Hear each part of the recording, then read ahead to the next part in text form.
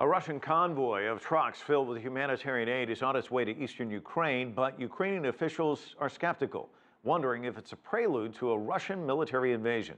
For the very latest, let's bring in CCTV's Kate Parkinson, who's live in Donetsk. Kate. Well, yes, skeptical is the word. Certainly when the news came through that Russian convoy was on the move, leaving Moscow this morning, 280-odd trucks filled with humanitarian aid, according to Moscow. When that news came through here in Ukraine, it certainly sent alarm bells ringing in Moscow. A lot of Ukrainian officials very suspicious about Russia's motivation. They, of course, accuse Russia of supporting the rebels here in eastern Ukraine, the rebels that the Ukrainian armed forces are fighting against.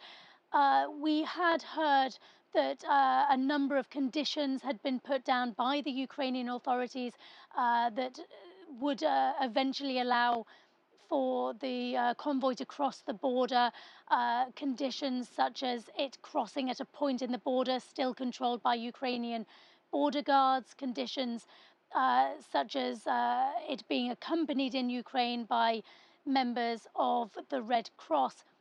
We have heard from the Russian Foreign Minister Sergei Lavrov that Moscow and Kiev are now in agreement to the various conditions. Lavrov saying that all of Kiev's conditions, in fact, have been agreed to, that Moscow will allow members of the Red Cross, as well as members of the OSCE, and crucially, Ukrainian authorities on board the trucks as they approach the Ukrainian border, so these officials can actually see what is in these trucks before they cross the border. Now, Kiev had asked that the aid be taken off the Russian vehicles and put onto vehicles provided by the Red Cross. However, both sides have agreed that this is not practical. Logistically, that would be a huge effort, and financially, it would have big implications. However, they have come to the agreement that when traveling through Ukraine, the Russian vehicles will travel